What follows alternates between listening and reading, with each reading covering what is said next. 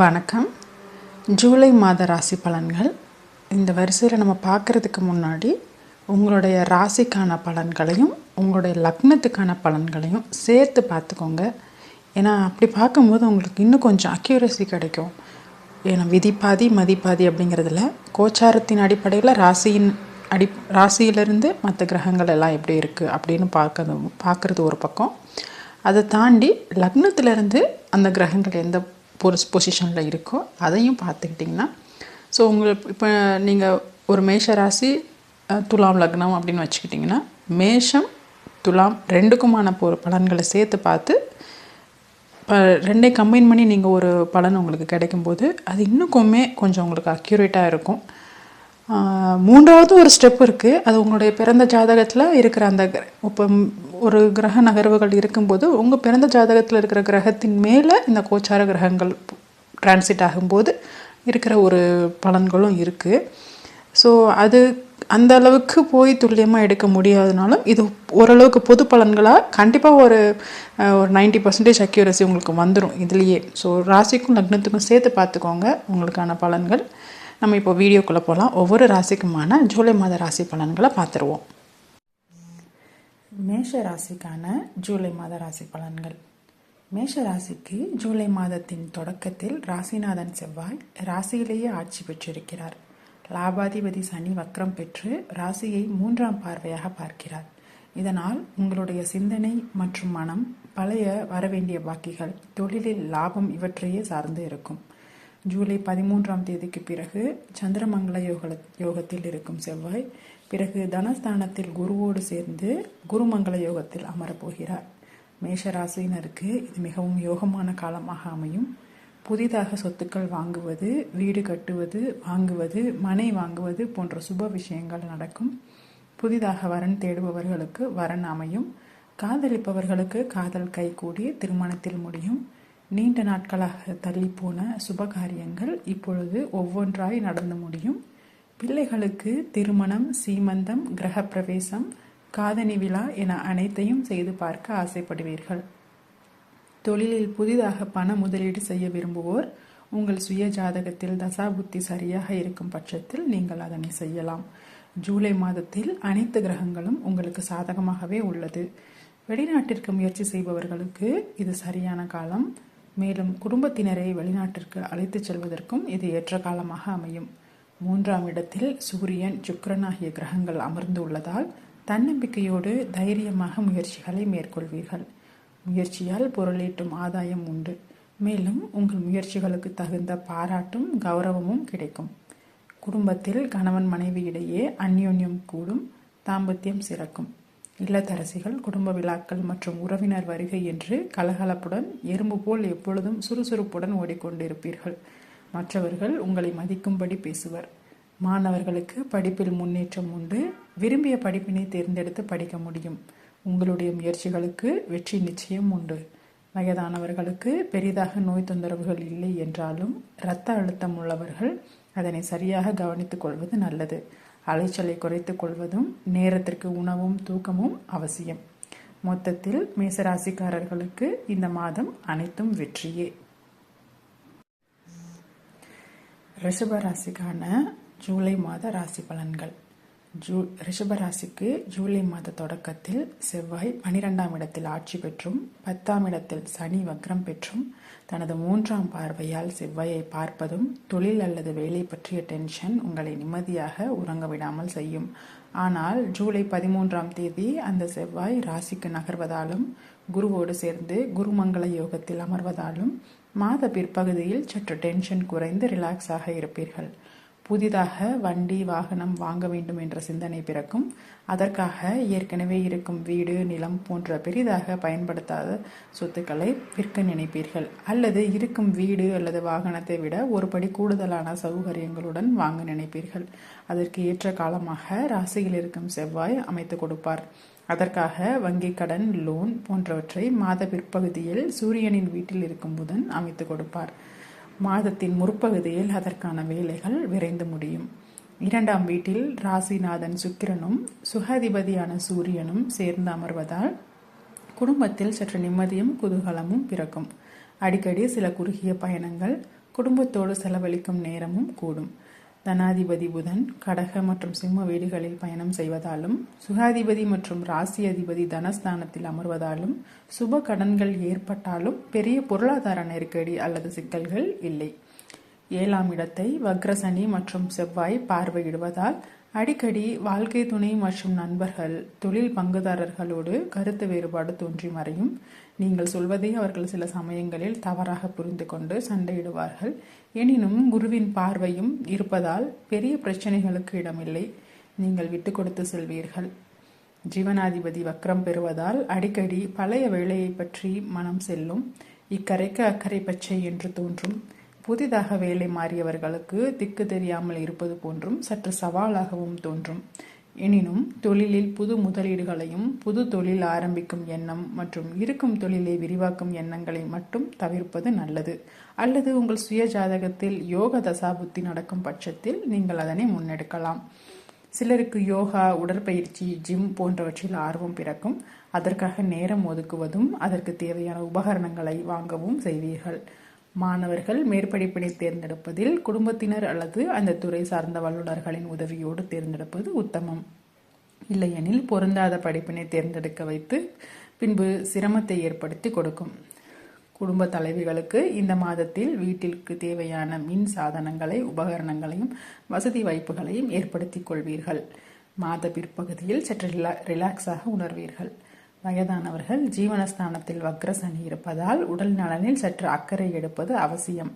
வழக்கமான உடற்பயிற்சி, மருந்து மாத்திரைகளை நேரத்திற்கு எடுத்துக்கொள்வதும் அவசியம்.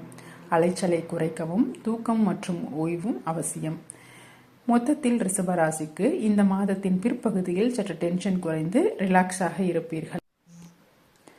மிதுன ராசிக்காரர்களுக்கான ஜூலை மாத ராசி பலன்கள்.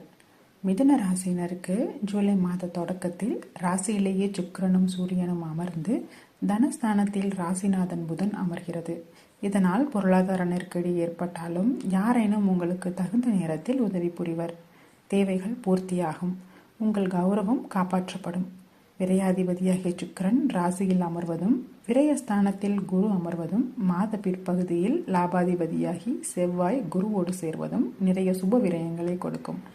வண்டி வாகனங்கள் வாங்குவீர்கள். குழந்தைக்காக சிகிச்சை எடுப்பது, கோவில்களுக்கு யாத்திரை செல்வது, வேண்டுதல்களை நிறைவேற்றுவது, அதற்காக சில கடன்கள் வாங்குவது, நிலம், வீடு சம்பந்தப்பட்ட சில பிரச்சனைகள் சந்திப்பது, ஏற்கனவே அது போன்ற பிரச்சனைகள் இருந்தால் இப்பொழுது மீண்டும் அது தலை தூக்குவது போன்றவைகள் நடக்கும். வக்ரசனியின் சமசப்தம பார்வை மேலும் செவ்வாயின் 4ஆம் பார்வை இரண்டும் 3ஆம் இடத்திற்கு கிடைப்பதால் குடும்ப உறவுகள், இளைய சகோதர சகோதரிகளோடு மற்றும் நெருங்கிய நண்பர்கள் மற்றும் அண்டை அயலார் இவர்களோடும் கருத்து வேற்றுமை தோன்றும். அவர்களோடு பணம் கொடுக்கல் வாங்கல் இவற்றில் கவனம் தேவை. சிலருக்கு அவர்களுக்காக சில பொருளாதார செலவுகளை செய்ய நேரிடும். சில சமயங்களில் அதீத தைரிய வீரியத்துடன் காணப்படுவீர்கள். 6ஆம் அதிபதியாகி செவ்வாய் தன் வீட்டை தானே பார்ப்பதும் வக்ரசனியின் 10ஆம் பார்வையும் 6ஆம் இடத்திற்கு இருப்பதால் எதிரி தொந்தரவுகள் இருக்கும். பழைய சொத்து பிரச்சனைகள், கோர்ட்டு கேஸ் பிரச்சனைகள் இப்பொழுது தலை தூக்கும். இருப்பினும் குருவின் பார்வை இருப்பதால் எதுவும் சமாளிக்கக்கூடிய வகையிலேயே இருக்கும். ஜீவனாதிபதி குரு விரயஸ்தானத்தில் அமர்ந்து தொழிலில் சில விரயங்கள் கொடுத்தாலும் 10ல் இருக்கும் ராகு வெவ்வேறு வழிகளில் உங்களுக்கு தொழிலில் மற்றும் பொருளாதாரத்தில் உதவிகளை ஏற்படுத்தி கொடுப்பார். 4ல் இருக்கும் கேது தாயாரோடு கருத்து முரண்பாடு அல்லது தாய்வழி சொத்துக்களை பெறுவதில் சிக்கல் இவற்றை அவ்வப்போது கொடுத்து கொண்டிருப்பார். இருப்பினும் குருவின் பார்வை 4ல் இருக்கும் கேதுவிற்கு இருப்பதால் பிரச்சனைகள் அனைத்தும் பனிப்போராக இருக்கும். உள்ளுக்குள் போட்டு புழுங்கிக் கொண்டிருப்பீர்கள். வாழ்க்கை துணைக்காகவும் நண்பர்களுக்காகவும் சில செலவுகள் செய்ய நேரிடும். அவர்களை அவ்வப்போது கடிந்து கொள்வீர்கள். உத்தியோகத்தில் இருப்பவர்களுக்கு வேறு வேலைக்கு மாறுவதற்கு முயற்சி செய்வீர்கள். உங்கள் சுய ஜாதக தசாபுத்தி நன்றாக இருக்கும் பட்சத்தில் மாறுதல்கள் செய்யலாம். இல்லையெனில் பொறுமை காப்பது நன்று. 9ல் இருக்கும் வக்ரசனி தந்தையோடு கருத்து மோதல், தந்தையை வேலைக்காகவோ படிப்பிற்காகவோ பிரிந்து போதல், சிலருக்கு தந்தையின் உடல் நலனில் பிரச்சனைகள் போன்றவை ஏற்படும். கவனம் அவசியம். மாணவர்கள் படிப்பில் அதிக அக்கறை எடுத்து படிப்பது நல்லது. புதிதாக பள்ளி கல்லூரி மாற்றம் ஏற்படும். அவை சற்று கூடுதல் செலவினை கொடுக்கும். விரும்பிய சீட் மெரிட்டில் கிடைக்காமல் கொஞ்சம் பணம் செலவழித்து வாங்க வேண்டி வரும். வயதானவர்கள் தங்கள் பிள்ளைகளுக்காகவோ தங்களுக்காகவோ ஏற்கனவே இருக்கும் ஒரு சொத்தை விற்று அல்லது கைமாற்றி வேறொரு சொத்தை வாங்குவீர்கள். மொத்தத்தில் மிதுன ராசியினருக்கு இந்த மாதம் சில சுப விரயங்கள் ஏற்படும் மாதமாக அமையும். கடக ராசியினருக்கான ஜூலை மாத ராசி பலன்கள். கடக ராசியினருக்கு மாத தொடக்கத்தில் 10ஆம் இடத்தில் செவ்வாய் ஆட்சி பெற்று 8இல் அமர்ந்த வக்ரசனியின் 3ஆம் பார்வையை பெறுகிறது. இது தொழில் அல்லது வேலையில் மாற்றத்தினை கொண்டு வர முயற்சியை கொடுக்கும். ஏற்கனவே செய்து கொண்டிருக்கும் தொழிலில் சில பிரச்சனைகளை சந்திக்கலாம். புதிய தொழில் முதலீடுகள் மற்றும் இருக்கும் தொழிலை விரிவுபடுத்துதல் இரண்டையும் வக்ரசனியின் பார்வை கெடுக்கும் என்பதால் சற்று தள்ளி வைப்பது நல்லது. ராசிக்கு 2ஆம் இடத்திற்கு வக்ரசனியின் சமசப்தம பார்வை கிடைப்பதால் சிலருக்கு வேலைக்காக குடும்பத்தினை பிரிய வேண்டி வரும். வெளியூர் வெளிநாடு போன்ற வேலைகளை ஏற்றுக்கொள்வதா வேண்டாமா என்ற மனம் குழப்பம் அடையும். ஆனால் ஏற்றுக்கொள்வது ஒரு வகையில் நல்லதே. இதனால் குடும்பத்தில் தேவையில்லாத மற்ற பிற குழப்பங்களையும் பொருளாதார பிரச்சனைகளையும் தவிர்க்கலாம். மாதத்தின் பிற்பகுதியில் செவ்வாய் 10க்கு அதிபதியாகி 9ஆம் அதிபதியாகிய குருவோடு சேர்ந்து லாபஸ்தானத்தில் அமர்வது தர்ம கர்மாதிபதி யோகமாகும். இது தொழில் அல்லது வேலையில் நல்ல முன்னேற்றம் தரும் காலமாக அமையும். புது ஆர்டர்கள் மூலம் லாபம் கிடைக்கும். இந்த காலத்தினை சிறப்பாக பயன்படுத்திக் கொள்வது நல்லது. மேலும் செவ்வாய் குருமங்கள யோகத்தில் 11ஆம் வீட்டில் அமர்வதால் குடும்பத்தில் எதிர்பார்த்த சுபகாரியங்கள் நடக்கும். புதிதாக வரன் தேடுவோருக்கு வரன் அமையும். காதலில் இருப்போருக்கு திருமணம் கைகூடும். பிள்ளைகள் வழியில் சுபகாரியங்கள், கிரகப்பிரவேசம், சீமந்தம் போன்ற சுப நிகழ்ச்சிகள் செய்யலாம். தந்தை வழி சொத்துக்கள் மற்றும் பூர்வீக சொத்துக்கள் இவற்றால் ஆதாயம் உண்டு. குலதெய்வ வழிபாடு மற்றும் முன்னோர் வழிபாடு, விட்டுப்போன குடும்ப சம்பிரதாயங்கள், பூஜைகள் இவற்றை மீண்டும் எடுத்து செய்து முடிப்பீர்கள். 12ஆம் இடத்தில் தன மற்றும் குடும்பாதிபதியாகி சூரியன் சுகாதிபதியோடு சேர்ந்து அமர்வதால் குடும்பத்தோடு சுற்றுலா, கேளிக்கை, உல்லாசம் போன்றவற்றை மேற்கொள்ள விரும்புவீர்கள். சிலருக்கு வெளிநாடு சென்று வரும் வாய்ப்பும், குடும்பத்திற்கு தேவையான சில வசதிகளையும் செய்து மகிழ்வீர்கள். அதற்காக சிறு சிறு விரயங்களையும் செய்வீர்கள்.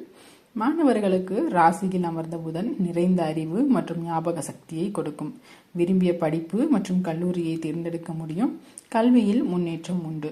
செவ்வாய் குருமங்கள யோகத்தில் இருந்து 7ஆம் இடத்தை பார்ப்பதால் வாழ்க்கை துணையோடு இருந்து வந்த கருத்து வேறுபாடு நீங்கும்.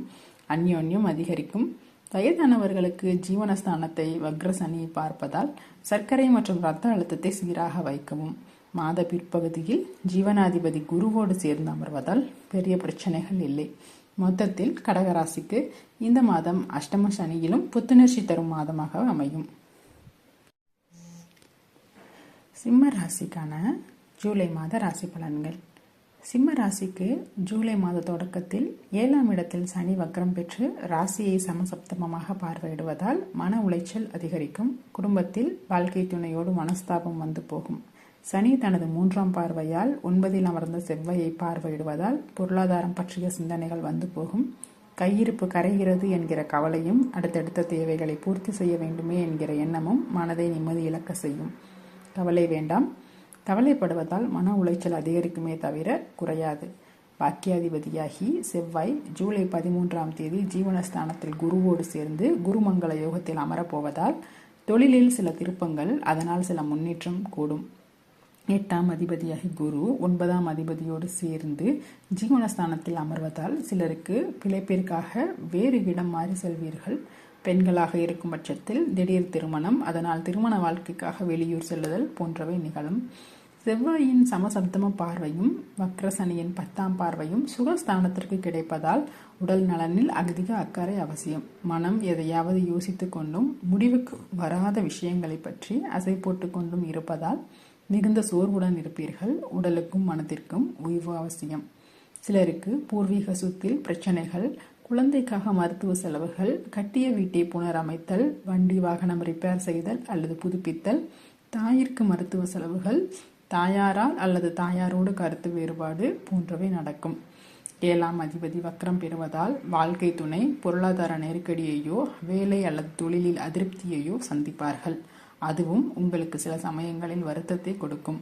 ராசி அதிபதி சூரியன் சுக்கிரனோடு சேர்ந்து 11இல் அமர்வதால் தொழிலில் லாபம் ஈட்டுவதற்காக நீங்கள் எடுக்கும் முயற்சியில் வெற்றி பெறுவீர்கள். மூத்த சகோதர வகையில் உதவிகள் உண்டு. காதலில் இருப்பவர்களுக்கு திருமணம் கைகூடும்.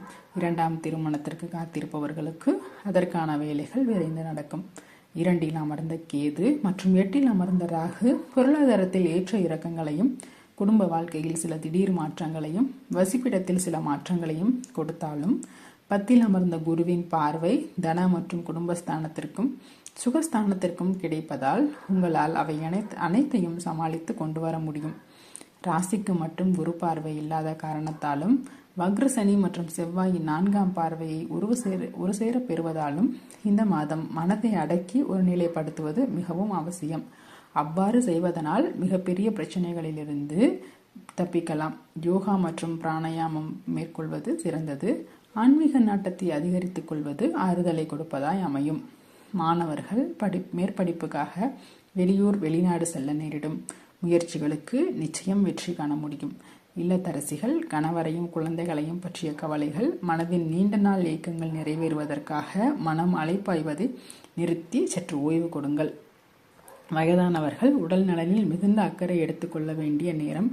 பழைய நோய் பிரச்சனைகள் மீண்டும் தலை தூக்கினால் உடனடியாக மருத்துவ உதவி எடுப்பது நல்லது. மொத்தத்தில் சிம்மராசியினருக்கு இந்த மாதம் மனதை அடக்கினால் உங்கள் வாழ்க்கையில் அமைதியை கொண்டு வர முடியும். கன்னி ராசிக்கான ஜூலை மாத ராசி பலன்கள். கன்னி ராசியினருக்கு ஜூலை மாத தொடக்கத்தில் 6ஆம் அதிபதியாகிய சனி வக்ரம் அடைகிறார். இதனால் கடன் நோய் எதிரி தொல்லை நீங்கும். தேங்கி கிடந்த வேலைகள் மளமளவென முடியும். உங்களுக்கு போட்டி நீங்கள் மட்டுமே. உங்களுடைய வேலைகளை முடிப்பதில் மற்றவர்கள் உங்களுக்கு ஈடு கொடுக்க முடியாத அளவிற்கு உங்களுடைய வேகம் இருக்கும். வம்பு வழக்குகள், கோர்ட் கேஸ்கள் அனைத்தும் விரைந்து முடிப்பீர்கள். பழைய கடன்களை திருப்பி அடைப்பீர்கள். வாரா கடன்கள் வசூலாகும். கன்னிக்கு அவயோகரான அஷ்டமாதிபதி செவ்வாய் ஜூலை மாதத்தின் 13ஆம் தேதி குருவோடு பாக்கியஸ்தானத்தில் குருமங்கள யோகத்தில் பயணிக்க இருப்பதால் கெடுதல்கள் குறையத் தொடங்கும். பேச்சால் பிரச்சனைகளை சந்தித்தவர்களுக்கு மாதத்தின் பிற்பகுதியில் அவை குறையும். தந்தைக்கு அவ்வப்போது மருத்துவ செலவுகள் இருந்தாலும் உடல்நிலையில் முன்னேற்றம் இருக்கும். சிலருக்கு புது வீடு, வாகனம், கிரகப்பிரவேசம், சீமந்தம் போன்றவை அமையும். புதிதாக வரன் தேடுபவர்களுக்கு வரன் அமையும். ஜீவனஸ்தானத்தில் சூரியனும் சுக்கிரனும் அமர்வதாலும் வீடு கொடுத்த புதன் லாபஸ்தானத்தில் அமர்வதாலும் தொழிலில் லாபம் உண்டு. புது தொழில் ஆரம்பிப்பது, ஒன்றை விற்று பலதை பெறுவது, பலருக்கும் தொழிலில் ஆலோசனைகளை வழங்குவது, உத்தியோகத்தில் இருப்பவர்களுக்கு உயரிய பதவி கிடைப்பது, வெளிநாடுகளுக்கு ஏற்றுமதி இறக்குமதி வேலைகள், அரசு சம்பந்தப்பட்ட டெண்டர் மற்றும் கான்ட்ராக்டுகள் ஆகியவைகளை மேற்கொள்வீர்கள். 8ஆம் அதிபதியோடு சேர்ந்து 7ஆம் அதிபதி பாக்கியஸ்தானத்தில் அமர்வதால் வாழ்க்கை துணை, நண்பர்கள் மற்றும் தொழில் பங்குதாரர்கள் வழியே திடீர் அதிர்ஷ்டம் மற்றும் மறைமுக தனலாபம் உண்டு. செகண்ட் இன்கம் என்கிற 2வது வருமானத்தை ஏற்படுத்திக் கொள்வீர்கள். வாழ்க்கை துணையோடு இருந்த சிறு சிறு கருத்து வேறுபாடுகளும் இப்பொழுது நீங்கும். மாணவர்களுக்கு இப்பொழுது விரும்பிய கோர்ஸ் கிடைக்கும். படிப்பில் நல்ல முன்னேற்றம் இருக்கும் காலம். புதிதாக வேலை தேடுபவர்களுக்கு உங்கள் சுய ஜாதக தசாபுத்தி நன்றாக இருக்கும் பட்சத்தில் இந்த மாதம் நல்ல சம்பளத்துடன் கூடிய வேலை கிடைக்கும். நிறைய புது மனிதர்களின் அறிமுகம் மற்றும் அவர்களின் ஆதரவு கிடைக்கும். வயதானவர்கள் இந்த மாதத்தில் புத்துணர்ச்சியோடு இருப்பர். ஏதாவது புதிதாக செய்ய வேண்டும் என்ற ஆர்வம் பிறக்கும். சிறுதூர பிரயாணங்கள் அலைச்சலை கொடுக்கும். ஓய்வும் உறக்கமும் அவசியம். மொத்தத்தில் கன்னி ராசியினருக்கு இந்த மாதம் அனைத்திற்கும் சாதகமான மாதமாக இருக்கும். துலாம் ராசியினருக்கான ஜூலை மாத ராசி பலன்கள். துலாம் ராசிக்கு ஜூலை மாத தொடக்கத்தில் 9ஆம் இடமாகிய மிதுனத்தில் லாபாதிபதியாகிய சூரியனோடு சேர்ந்து ராசியாதிபதி சுக்கிரன் அமர்வது நல்ல அமைப்பாகும். கடந்த மாதத்தில் இருந்த சவால்களை காட்டிலும் இந்த மாதம் சற்று குறைவாக இருக்கும். பாக்கியாதிபதியாகிய புதன் ஜீவனஸ்தானத்தில் அமர்வதால் தொழிலில் அல்லது உத்தியோகத்தில் வருமானத்தை பெருக்குவதை பற்றி யோசிப்பீர்கள். அதற்காக புதிதாக சில படிப்புகளை தேர்ந்தெடுத்து படிப்பீர்கள். அதற்காக சில விரயங்களையும் மேற்கொள்வீர்கள். சிலர் தொழில் அல்லது உத்தியோகத்திற்காக ஓரிடம் விட்டு வேறொரு இடம்பெயர்வீர்கள். தந்தை வழியில் ஆதாயம் உண்டு. 5இல் சனி வக்ரம் அடைவதால் பிள்ளைகள் வழியில் சிறு சிறு உடல் நல தொந்தரவுகள் இருக்கும். சிலருக்கு படிப்பு அல்லது வேலைக்காக பிள்ளைகளை பிரிய வேண்டியிருக்கும். பூர்வீக சொத்துக்களில் உள்ள முடிவுக்கு வராத பழைய பிரச்சனைகள் இப்பொழுது முடிவுக்கு வரும். உடல் உஷ்ணம் சம்பந்தப்பட்ட நோய்கள், அசிடிட்டி, தசைப்பிடிப்புகள் போன்ற நோய்கள் ஏற்பட வாய்ப்பு உண்டு. அமிலம் மற்றும் காரத்தன்மை மிக்க உணவுகளை குறைப்பது நன்று. உடல் நலனில் அதிக அக்கறை எடுப்பது அவசியம். வக்ரசனியின் 3ஆம் பார்வை 7ஆம் இடத்திற்கு விழுவதாலும் 7ஆம் அதிபதி செவ்வாய் ஜூலை 13ஆம் தேதிக்கு பிறகு 6ஆம் அதிபதியாகிய குருவோடு சேர்ந்து 8இல் மறைவதாலும் வாழ்க்கை துணை, நண்பர்கள் மற்றும் தொழில் கூட்டாளிகளோடு கருத்து வேற்றுமை வந்து போகும்.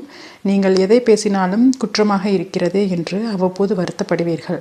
இந்த மாதம் சற்று எரிச்சலுடன் காணப்படுவீர்கள். முடிந்தவரை பேச்சில் நிதானத்தை கடைபிடிக்கவும். சிலருக்கு வாழ்க்கை துணை வேலைக்காக குடும்பத்தினை பிரிந்து வெளியூர், வெளிநாடு செல்ல நேரிடும். புதிதாக திருமணத்திற்கு வரன் தேடுபவர்களுக்கு முதல் 2 வாரத்திற்குள் பேசி முடிப்பது நல்லது. மாதத்தின் பிற்பகுதியில் சற்று தடை அல்லது திருமண பேச்சில் தாமதம் ஏற்பட வாய்ப்பு உண்டு. மாணவர்களுக்கு படிப்பில் ஆர்வமும் முன்னேற்றமும் உண்டு. மேற்படிப்புக்காகவும் விரும்பிய கல்லூரியில் இடம் கிடைப்பதற்காகவும் சில செலவுகளை செய்ய நேரிடும். இல்லத்தரசிகள் 7ஆம் அதிபதியாகிய செவ்வாய் 8இல் குருவோடு மறைவதாலும் வக்ரசனியின் பார்வை கலஸ்திர மற்றும் குடும்பஸ்தானத்திற்கு கிடைப்பதாலும் இந்த மாதம் கணவரோடு விவாதங்கள் தோன்றும். அனுசரித்து செல்வது நல்லது. காதலிப்பவர்களுக்கு காதலை அடுத்த கட்டத்திற்கு நகர்த்துவதற்கு சற்று சிரமமாக தோன்றும். பொறுமை காப்பது நன்று. சிலருக்கு கௌரவம் சார்ந்த பிரச்சனைகள் தோன்றும். வயதானவர்கள் உடல் நலனில் அதிக அக்கறை எடுப்பது நல்லது. மொத்தத்தில் துலாம் ராசியினருக்கு இந்த மாதம் குடும்ப வாழ்க்கையில் சற்று அனுசரித்து செல்வதாலும் பேச்சில் நிதானத்தை கடைபிடிப்பதாலும் சவால்களை சமாளிப்பீர்கள்.